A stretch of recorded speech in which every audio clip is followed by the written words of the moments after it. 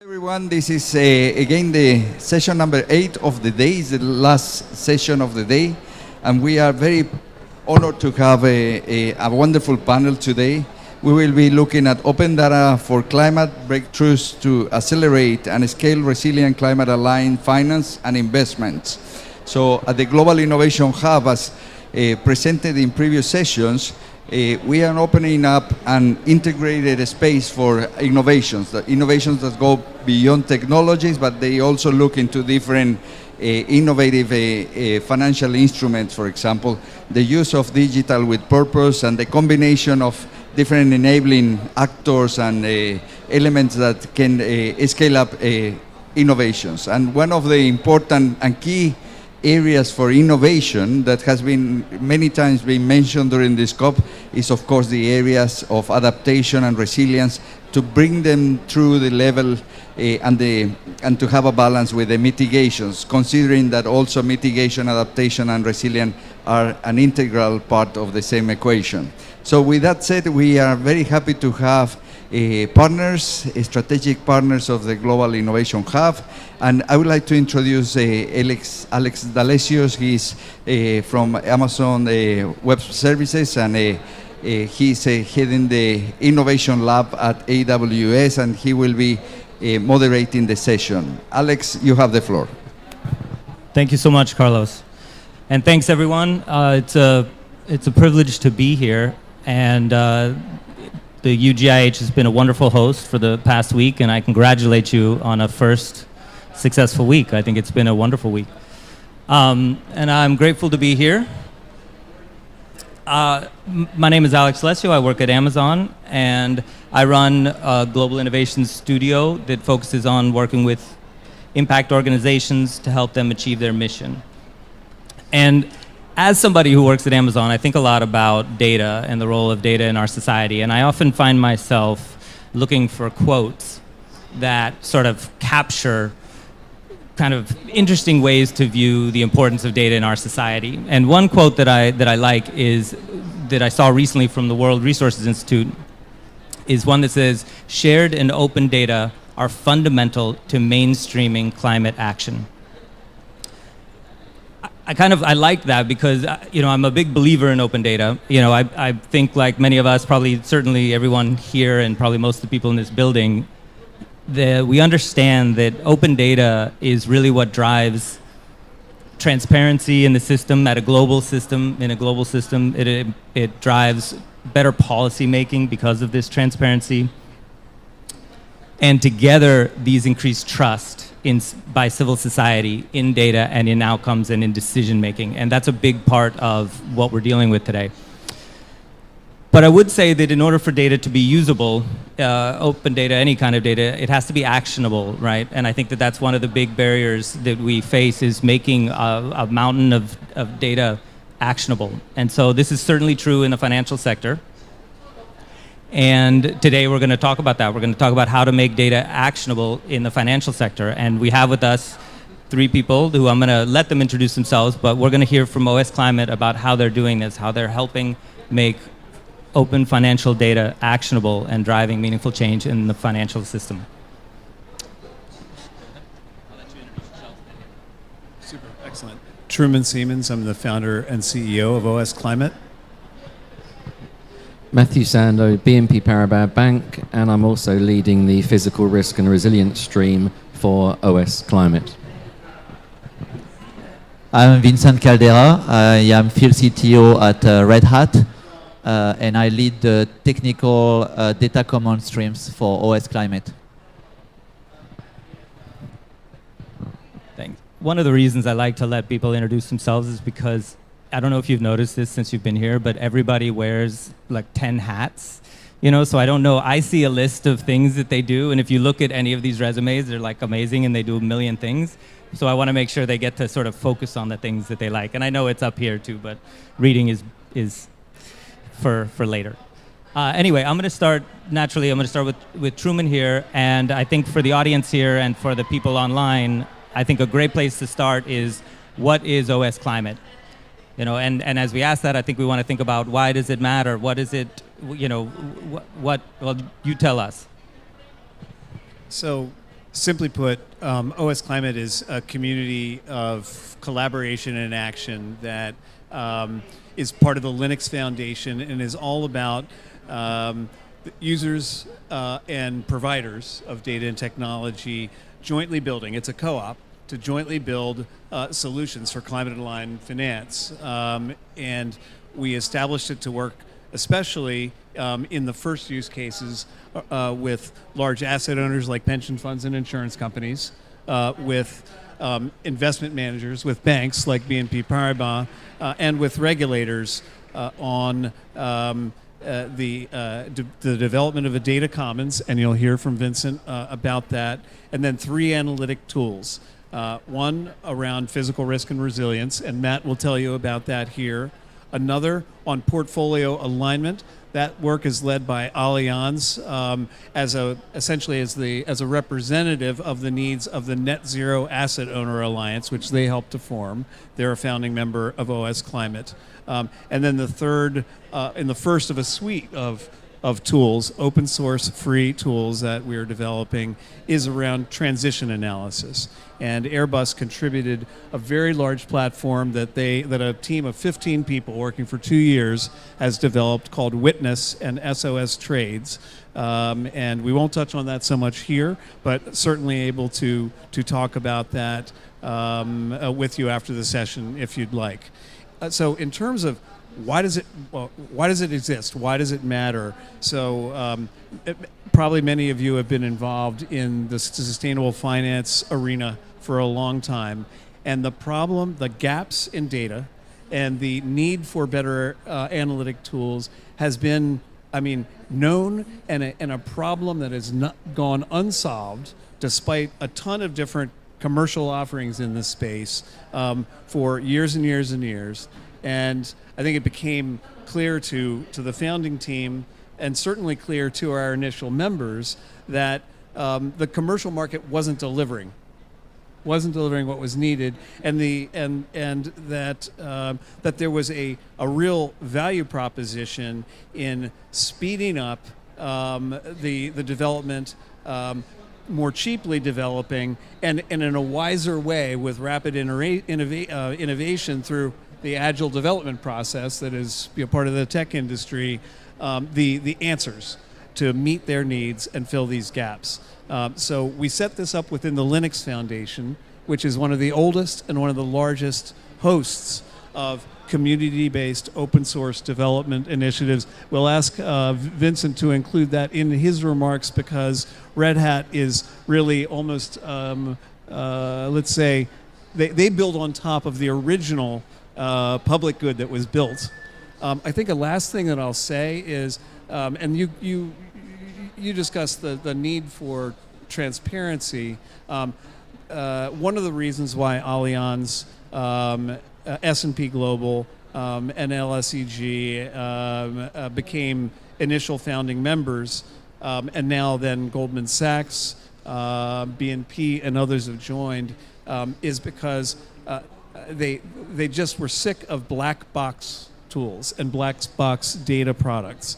And one of the things that is important to know about OS Climate is that it is fully transparently governed at all levels, from the governing board down to the individual project level governance decisions that Matt and Vincent will tell you about. And that's very distinctive. It's one of the reasons why in the global finance arena, we are directly advising through the NGO Advisory Committee, the Macron-Bloomberg Net Zero Asset, Public Data Utility development, working closely with the big initiatives around digitization for sustainability data, because we're unique in the space and uniquely needed. And I hope one of the things that you may touch on, Vincent, is one of the other problem areas that we were set up to address, and that is the particular lack of data and available data, and maybe Matt will as well, in the global south. So we can kind of I'm sure there'll be some questions on that, but I'll just ask you to cover that.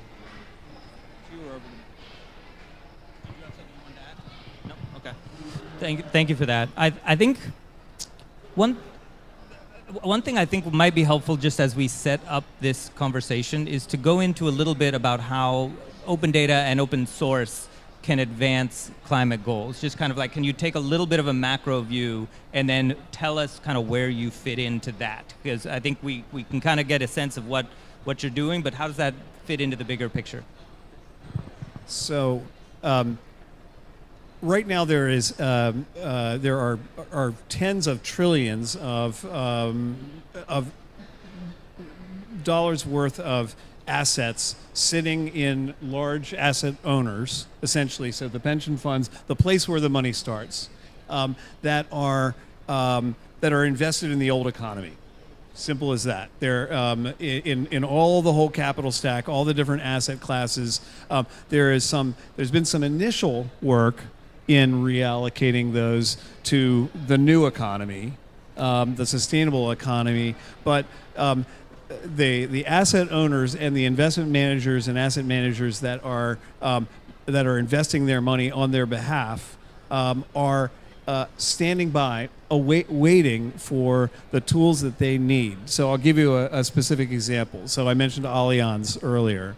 Allianz, as many of you may know, made a commitment, was one of the first institutions in the financial sector to make a commitment to net zero by 2050 and to specific, very large reductions in the emissions profile of their portfolio by 2030.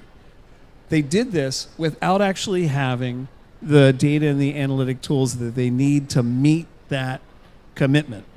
So in providing them those tools and in providing them the community to develop themselves, working with other institutions, the data and the tools that they need, we will be directly contributing to and enabling the reallocation. So they have, if you look across the whole Allianz group, including the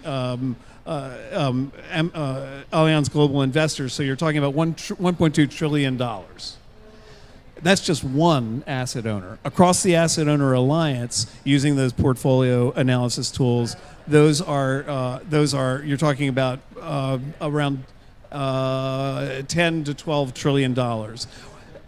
I can't give you a ton of reduction achievement there, but I think you can get a sense of the scale of the climate impact of not only just moving the deck chairs around and taking sort of risk management and taking, getting out of investments that become risky as there's a transition to the new economy or are risky because of the physical impacts of climate change, but specifically also being able to identify the best solutions, the best fund managers, the best individual investment projects around renewable energy, around resilience in multiple different sectors, around new technologies. If you're thinking further down the asset stack into private equity and venture, and all of these things are needed. There's not enough money flowing into the solutions, and our solutions will enable that. No, I think I mean honestly, you can imagine the scale that we're dealing with now is just, it's the global, it's the biggest of the global scales in some ways, right? No, it's that's very interesting. I'm going to switch gears a little bit and kind of talk about the other side, because when you're talking about this is not only is it a tremendous scale, but it's a tremendously complex problem with a tremendously rich, very varied sources of data, the types of data, the information that you're getting, where you're getting it from, all of these things. They are, it must just be quite difficult. So I'm going to hand this question over to you, Matt, to talk about some of the challenges associated with this, both on the risk and on the resilience side. Sure, thank you, Alex. Look, I'm going to speak to you from a physical risk and resilience perspective, but I could answer you the same from a transition risk or whether we even go into the biodiversity world. As an example, let me set the scene. So when we take a fundamental lending or investment risk, if you break that down to a corporate level, to understand a corporate's physical risk, we need to understand where all of its assets are located, the geolocation of those assets. We need to understand the size and scale of those assets. How important are they? And how vulnerable are they to the particular climate hazards? So, for example, a power plant, gas-fired power plant in California exposed to a drought is going to be far more vulnerable than a drought hitting a warehouse or an IT software services company. So we need a significant amount of asset-level data. And if we want to then increase the complexity of that problem, we really need to understand the supply chain. So you may not be the company that's directly impacted by a physical risk event, a drought, heat wave, wildfire, but you might be caught up in the supply chain. That's the asset-level corporate data perspective. We then need to have climate models, significant amount of data describing what does the climate look like in the future. What are the probability distributions of droughts occurring in certain regions, wildfires, and what are the long-term chronic behaviors that we need to be ready for and start to price into the system? When I talk about chronic, I'm talking about average temperature rises and coastal rising sea levels as well. So the challenge around that is acquiring climate models. It's also understanding them, creating a common language around those climate models, and having the geospatial data knowledge to be able to optimize those models to be such that they can be processed on millions and millions of assets at the same time. Then we move on to the next complication that I mentioned to you about vulnerabilities. Now, vulnerabilities in the system, describing vulnerabilities of assets or sectors or regions of the world, countries, this is something that significantly lacks maturity. And so we need to make a call out for building a library that describes the construction of those, how those vulnerability models behave. So really, if you want me to sort of conclude on the data side, we really need to geocode the entire world. Right? And we probably can do it if we work together. And I'm talking about biodiversity, transition risk, physical risk. Thanks for that. I guess, I mean, I kind of want to dig in a little bit more to the challenges. I think, what are you kind of feeling is the greatest challenge that you have in developing this and building this? What are you most concerned about as you sort of think about rolling this out?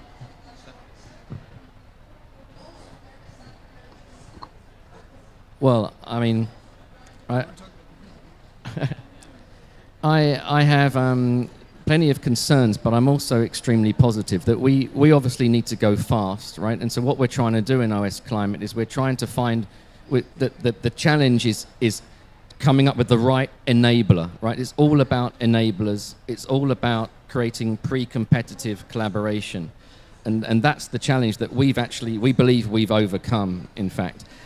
So we actually think we've hit the jackpot here because we have got a world-class ecosystem behind us, right? We've got membership from world-class tech companies like you mentioned it, Amazon, Microsoft, Red Hat, right? Then we've got big banks, big financial institutions. So we've got a world-class collaborative ecosystem, and that is what's enabling us to build the foundation layers from which we can then solve these problems of the need to exponentially collect more and more climate models, get them all into one place, collect vulnerability models into one place, and to create a federated data platform across that, which no doubt Vincent will talk about later. So I would say our challenge then is actually in spreading the word, because the world is still a little bit frightened of open source, and it is the solution to all of our problems. Collaboration, open, trusted, and that's what I would say. Anyone want to add? No. Okay, thanks for that. I'm going to switch over to you, Vincent. And the task force on climate-related financial disclosures, right? They have a number of potential problems that they've identified in managing disclosures, right? And I think I have a list here: accessibility, coverage, comparability, accuracy, trustworthiness.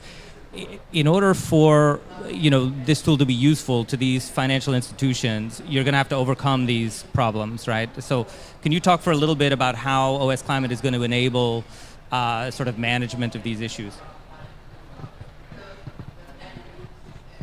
Sure. So when we look at the typical problems of data availability, when we really assess the situation, probably the first thing that will strike anyone trying to build a solution on top of climate data is we actually are not lacking of data. There is a lot out there.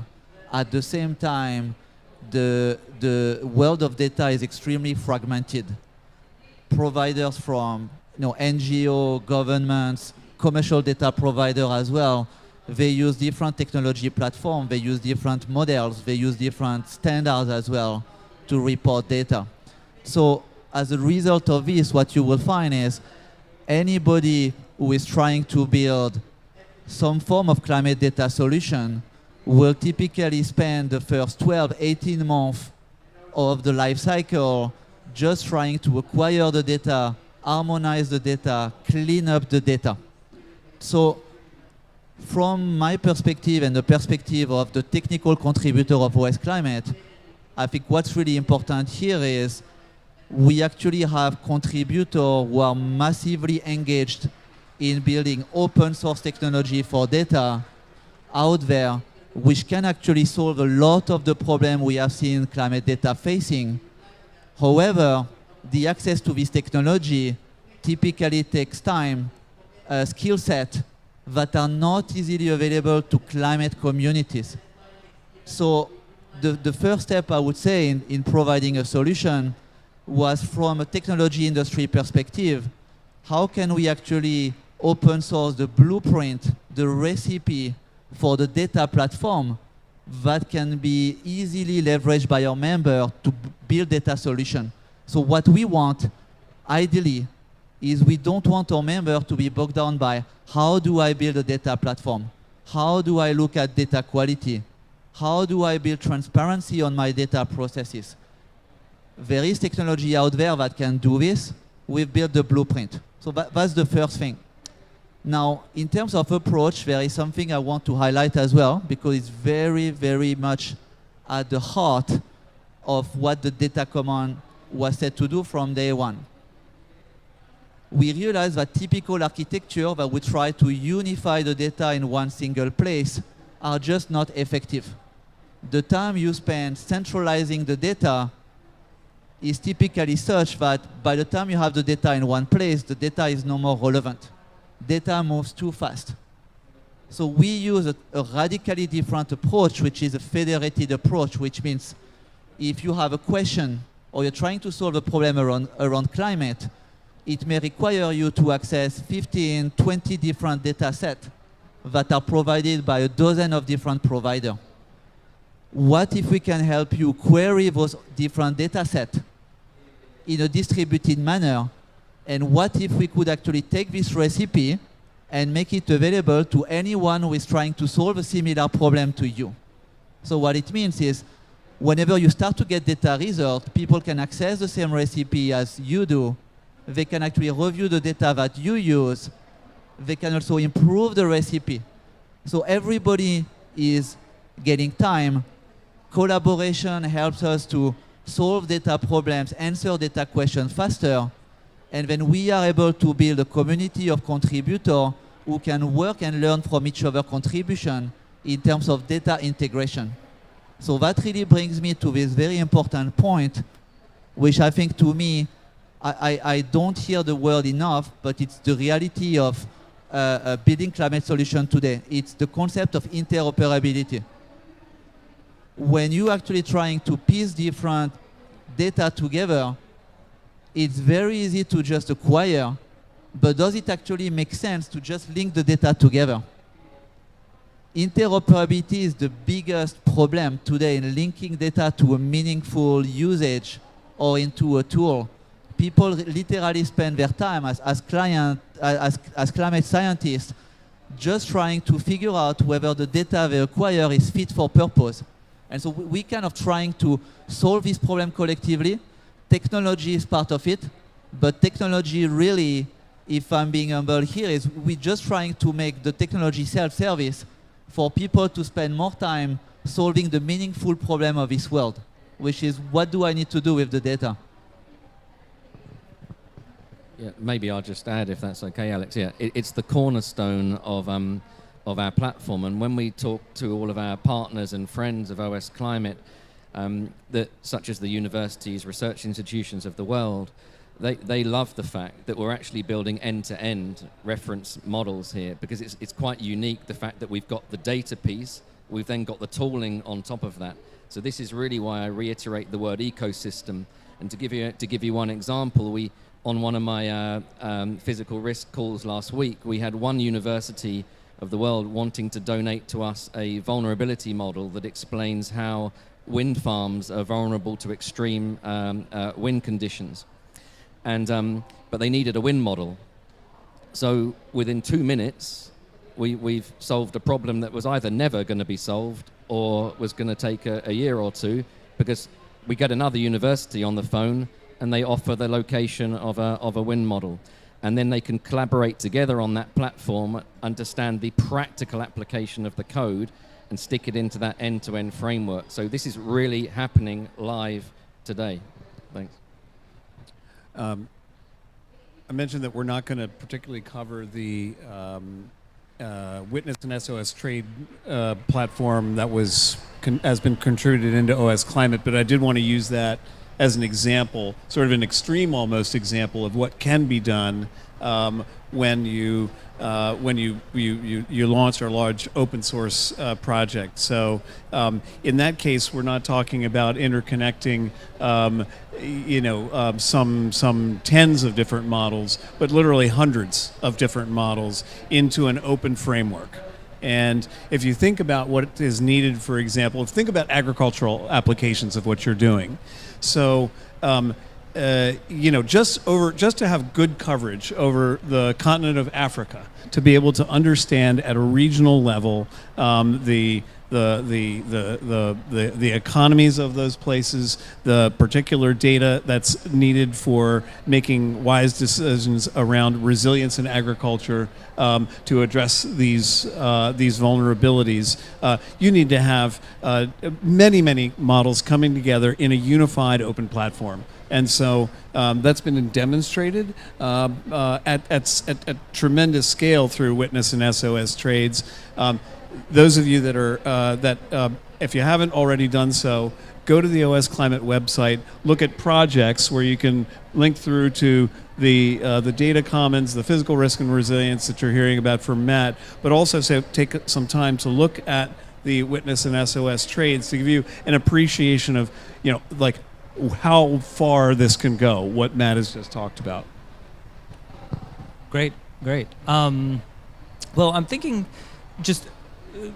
I have a couple of questions left that I'm thinking about. I guess one would be, can one of you describe, just for the folks here and the folks that are on YouTube, how OS Climate is connecting corporate data and assets with portfolio alignment? When we think about something like temperature rise, can you kind of explain how that's happening?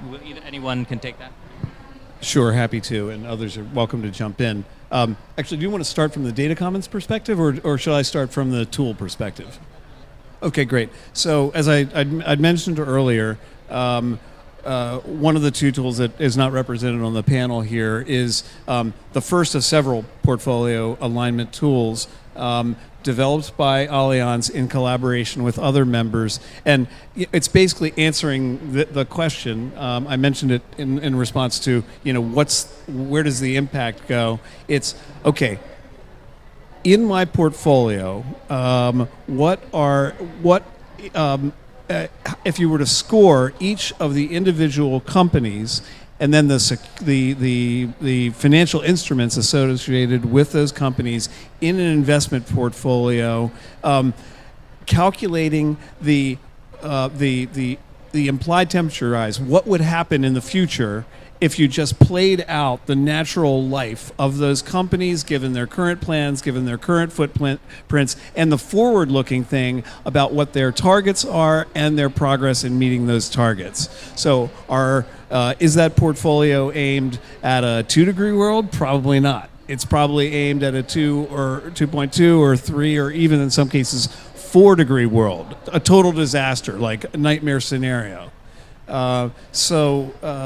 This tool has been developed to then look and then be able to make wise decisions as portfolio managers look at alternatives to the high temperature companies in their portfolios and be able to look at companies across, for example, a sector or across a geography, see those that are aligned with 2 or even 1.5 degrees and select those best-in-class investment opportunities, move money into those companies, move money into those projects, and out of the companies and financial instruments that are creating the problem. Now, to operate on that data, they need good, accurate data around corporations. What's happening not only in their scope 1, 2, and 3 emissions, but for their climate targets and their progress in toward those targets. Starting with a few sectors specifically around energy, power, and now extending into steel and some of the high emission industrial sectors. That's where Allianz, working with the other companies, the other members that are working on this tool, are focused. So it is a regional implied temperature rise tool at this point, but is making rapid progress toward being fully global, multi-sectoral, multi-geography. I'm going to mention one actually, Vincent, you can mention a sub-project, or I can, the data extraction project. Shall I handle that, or you guys? Good. Yeah, so just to give you an idea, it's a very interesting question, because once you start splitting what is the data required to achieve this, then you really see the interest of having a data commons. So in the process of building this tool, some of the data you may need will be referential data that helps you to link data sets with each other. So here we have a very good example, the legal entity identifier, which is the LAI.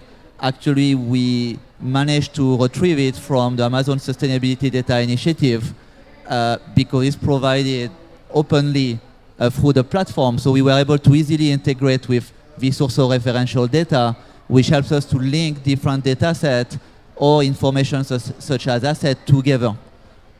At the same time, some data like emissions may not be readily available from just databases. It may actually be unstructured. So here in the platform, we actually have an initiative that is using machine learning to go over a collection of disclosure from corporates and trying to retrieve those declared emissions through literally unstructured content, text, tables, and then make it available for the member as part of this tool.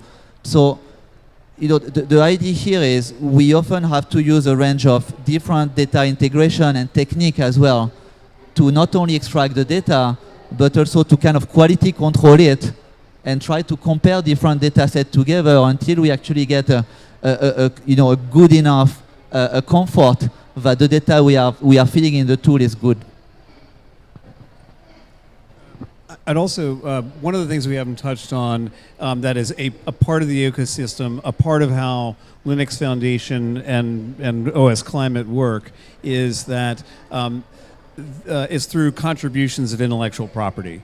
And in this case, so not only are our members contributing data scientists, developers, as you see here, but also very important intellectual property assets. So S&P Global, one of the original founding members, along with Amazon in OS Climate, had and was holding sort of internally and in a closed and proprietary way the largest global repository of corporate sustainability reports. They looked at it, determined that in fact because they could extract certain kinds of data and combine it with certain other kinds of data to make value-added products, that there was a business case for them sharing this repository of 75,000 corporate sustainability reports, the largest repository in the world, to OS Climate. You can find it on our website. And to make this the, if you will, the feedstock for the project that Vincent was talking about. So not only are we able to train the AI better and better using that 75,000 corporates, but you can get a scale of the coverage that's possible when you have that richness, that extent of corporations that are covered. And we have a range of other contributions of data, and a lot of, really, I would say, a backlog of prospective contributors in these and other areas. So, for example, this evening we'll be meeting with the chief scientist of NOAA and deputy administrator of NOAA, who is also a co-chair of the IPCC, to discuss, among other things, how we can make bring to life and make more actionable some of NOAA's data by the investment community. That's great. I know we wanted to leave a little time for questions, but I think we've talked about a lot of things and we've covered a lot of ground. And that means basically there's a role for everybody, right? So I think one of the questions that I want to make sure you get a chance to answer is, if people want to get involved, how can they do so? Like, what do you need from the community? And that goes to anybody. Yeah. I'll start. Well, if we turn to the next slide, you'll see a link that will take you to the website. First of all, a lot of that's self-explanatory, but I would say that I think, first of all, to get involved, have an appreciation that we are really achieving something here that's quite special, and we are breaking down the barriers to entry of this problem solving. The problems are common to many of us, and so if you've got a problem to solve that's linked to climate risk measurement, biodiversity, whatever it may be, you can spend, as Vincent said, you can hire a load of data scientists, climate modelists, and they can spend 90% of their time configuring their own lab, their own ecosystem, struggling with data quality, struggling with knowledge acquisition, and then they can spend 10% of their expert time on the problem solving. Well, you can switch that on its head. You can come up with a proof of concept that you want to achieve. Let's imagine you want to look at the vulnerability of vineyards in California. Well, come to us with some data scientists, some people with knowledge of climate models, and come up with a POC, a proof of concept. And that's probably what you need in order to understand how you can then scale that and go way beyond that starting point. There's a lot of video material on the website. There's a lot of methodology documentation. You'll be able to go right into the GitHub environment and see the discussions that are being had between the different technical architects. There's a front end, for example, on physical risk and resilience, and that will help you get a feeling for where we're going. And Vincent, I'll just add on this that we also have a very interesting community of technical contributors. So anyone who is actually an IT geek like myself likes to code, on complex data platform. I mean, this is like the best place to learn the technology. Very complex problem, very complex data set. Obviously, a huge amount of mentoring from the financial community, academic community, teaching you a real world important subject. The way I look at it is that's going to be an extremely great opportunity for a young person in the IT field who wants to make, a difference into our field with the kind of skill set that we have as technology people. Before I turn to a couple of the other action sort of ways to get involved, I would note that if you, and I know actually from a couple of conversations we've had earlier, if you are in a sector where there is underinvestment or where there is a lack of good, affordable, very high quality tools to understand vulnerability and adaptation needs and the potential for investments to increase resilience, bring the data, bring the models that you are familiar with in your area or your sector or your country, and bring them to us, and let us bring them to life, and open them up to the community and the academics that we work with. A growing number of academics, not only young data scientists, or rather young coders in the computer sciences, but academics at universities that are interested in regional studies, Africa, that are interested in economics, that are interested in finance, and get them excited about helping to improve the use and of our tools for your problems. So that's one of the things that can be really a way to get involved. We're also, so while our members provide some very substantial funding on an annual basis, and the doors are open for additional banks, asset owners, asset managers, real economy companies, and of course technology companies like Amazon to get involved. It's not just the large giant companies. Small fintechs are some of our greatest partners, and going forward, I think are going to be some of our most effective and important members. Smaller companies that are niche, but very specialized in certain areas around investment products and the like, also welcome. So that's an area. Funders. So I'm looking around the room. I don't see any of our prospective funders in the room, but we're looking at you out there on YouTube, and we've spoken to many of you here at the conference, augmenting and allowing us to accelerate this community, this cooperative product and data development that's happening through grants, allows us to hire the best contract developers to fill the gaps. And let us move particular projects for some of your important priorities forward more quickly than we would otherwise be able to.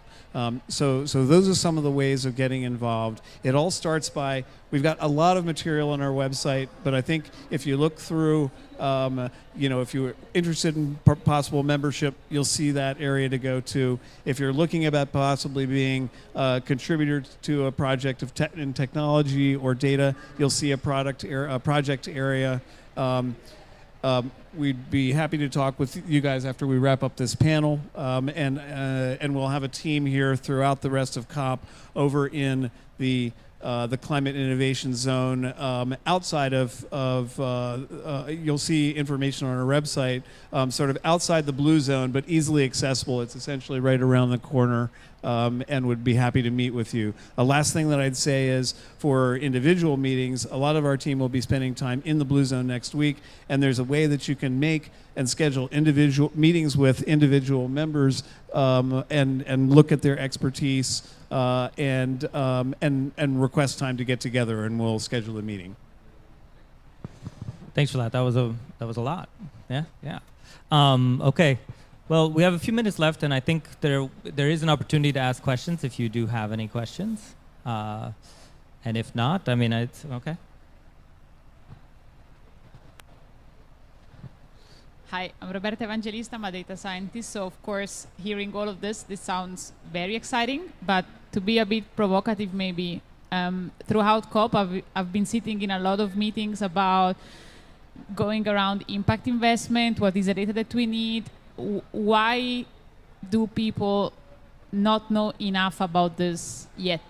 Like, what do you think it's missing? Is it just the awareness, or what else? Thanks. I can start. So, within the sort of the inside rings of the sustainable finance community, so GFANs, TCFD, and pension funds, investment managers, and sort of large global banks were very well known, and we've gone from being sort of unknown, but over the course of the last, I would say 18 months, and particularly since we rolled this all out a year ago in Glasgow, we're now involved as advisors to the Bloomberg Macron Global Data Steering Committee. we're involved in the GDFA, which is basically the association of banks that are developing for their purposes the data and analytics that they need for their specific use cases. But you're right that more broadly, we haven't sort of done more global outreach, and so that's one of our important next challenges. We particularly as we want to try to engage a larger community on a global scale of data scientists. I'd say we're all open for ideas there. We've had a lot of great offers from organizations around messaging that will help for particular parts of the community, and we'll try to be pushing that out more actively through channels that can actually reach young developers, can reach academia. But if you've got ideas, we're wide open to them. And that's one of the beautiful things about community-based open source is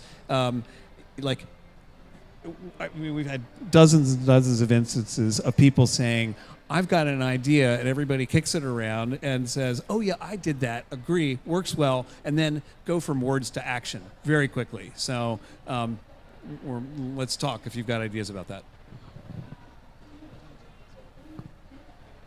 Yeah, I think it's about spreading the word. Nobody listened to the scientists 20, 30 years ago, and when you preach the word open source, it would just take a while for people to really get to it and understand the principle. You've got these amazing companies in the world all collaborating together here. We are coming to tell you a story, right? But then you've still got people looking at it going, well, why would I want to give stuff away? And people have got to understand that this is a global problem, and we've got to collaborate together. And there's so much of it is pre-competitive layer of work. They're all common problems. We're all trying to do the same thing. And so what people are not understanding necessarily is that you give, and you obviously get back as well. It's just that in our case, what we give is globally exponentially available to the world, and that's quite a nice philanthropic outreach. But that message, we're here to tell it to the world on YouTube today. I mean, that's really the way to think about it. And people have got to watch us. There's going to be some interesting proof of concepts rolled out next year. There's a lot already that we're doing. But I think it's the messaging. Think of the scientists. Did you want to add anything, Vincent? No. Okay. Is there any other questions? No? Okay. Yeah, all right. Yeah, I got it. Hello, good evening. I'm very excited to see the conversation that are taking place here. My name is Abubakar Shuaibu. I run an NGO in Nigeria that seeks to improve energy transition in Africa by engaging youth as the next generation of leaders. So my question is that does OC Climate works directly with NGOs, and if you do, how do we get involved? So there are a couple of different ways, and actually, I think there's some opportunities that will be coming up that may be relevant. So we're going to be doing some refreshing of our roadmaps in the latter months of this quarter, and then in the first quarter of next year, and so.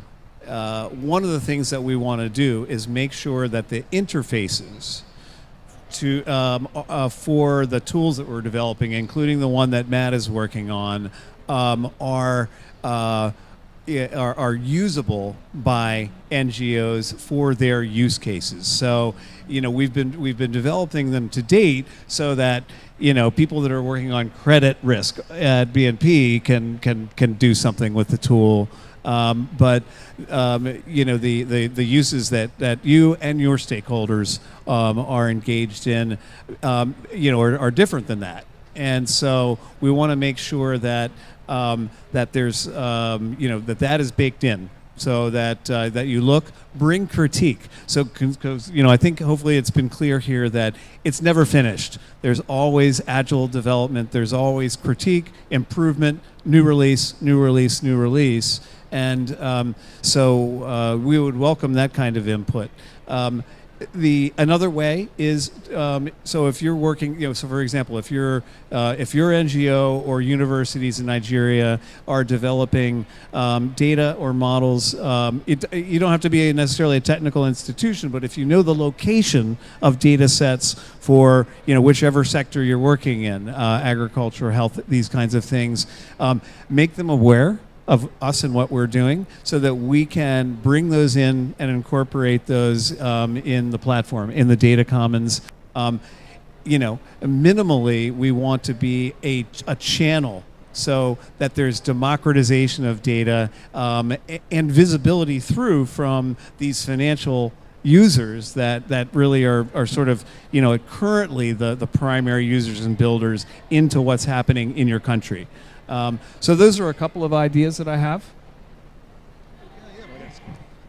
Yeah, and maybe also something to think about is that I've talked about the building blocks. Okay, I've talked about the building blocks that, in my case, connect assets with climate models and vulnerability models, and obviously that scales, right? The idea is that will scale up to looking at resilience and adaptability at region, sector, country level, and there's two options, right, for people that need to look at these studies and look at the forward temporal impact of these studies, right, the impacts of climate change. They can do one of two things. They can go and sign up with one of the med offices of the world, and that project sits on somebody's spreadsheet for 3 years. Then the budget runs out, everybody goes home, and then the project restarts again 2 years later. The alternative is people. We want people to come to us with their resilience and adaptability projects and plug it into the ecosystem. Then you've got longevity and long-term support, access to world-class tech in the background as well. It makes a big difference to what can be achieved and to the longevity of these sorts of studies and the scalability that comes on top of that. One study in one country of the world can be replicated right on the other side of the globe. We really would be grateful if there's actually a cluster of activity that's emerging with Nigeria in particular. Some of that is going to be around corporates, I think, and helping to kind of build on or make use of some of what we've done in the proof of concept that Vincent mentioned earlier for making it easier for corporations and various actors to disclose data and to actually capture that in the data commons. We'd really appreciate, one of the things that will, actually answering your question, help us to grow and connect with stakeholders who can make use, also be contributors, is be an ambassador yourself. If you see, you take a look at this, you've heard this panel, you take a look at what we're doing, if you see that it could be valuable to and provide impact potentially in the areas that you're working on for your mission or for the missions of other organizations that are your own partners, tell them about us. There's a way to contact us through the website, but feel free to share our individual information. We're going to have a lot to catch up on after COP, so we've got a big stack of cards, but be sure to know that we're going to get back in touch. Okay, great. All right, well, we're out of time. I guess what I would say is just to sum up a little bit of that. Oh, did you have, what did you say? Okay. I was going to sum up a little bit what that was too, which is that anything with open data and OA and open source takes a village. And so it is something that, we have to work together on. So it's like you bring your models, you bring your information, you bring your data, and then that's how they're able to activate it, right? So it is a teamwork, and that's for everybody here. And that goes into a little bit of the propagation, the awareness as well, which is, it doesn't happen instantaneously. So it's hard for these groups to go out and collect everything. But if people are aware of it and if they know about it and they bring their data, I think that's how it grows, right? So, okay, one last thing and then we're going. And then there's actually one more question too. All right. I mean, this is the last session of the day, so whatever. We can hang out forever, but... Okay, all right. My name is Aziz Abubakar. I'm from Nigeria, and I'm the head of strategic partnerships at the African Youth Climate Innovation Network.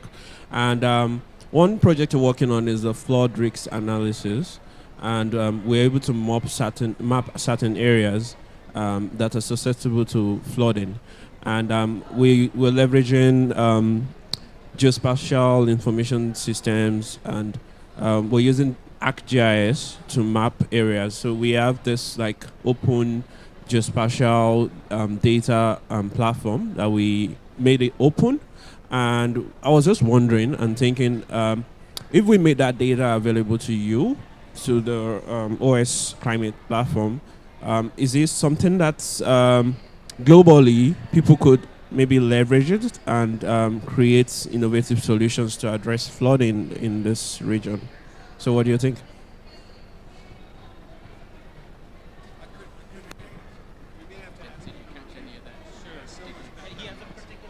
If I heard correctly, you have a data set that you use for ArcGIS, and you're wondering if that data set is the type of data set that could be ingested by OS Climate and used, right? That's. And then leverage that data to create innovative solutions to address flooding in that area. To address flooding. Yeah, absolutely. So the data commons architecture has been built exactly to achieve what you described, which is we want to be able to quickly federate people who have produced some quality data, which of course becomes even more useful as you kind of plug it with other data to build solution. This can be done pretty easily. In fact, the past 3 months we worked with another NGO that literally took 3 months to integrate their existing data set with our technology. And then we just ran a couple of technical workshops with their people to do this. So it's extremely easy to actually integrate the data.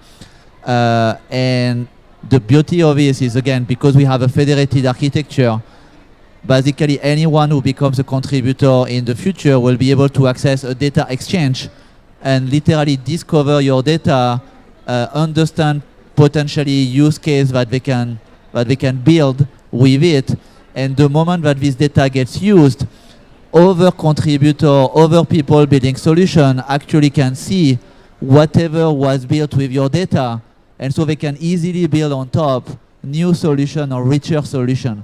So that's really the whole idea, is to find as many contributors as yourself to enrich all the catalog and the data exchange that we are making available on an open manner.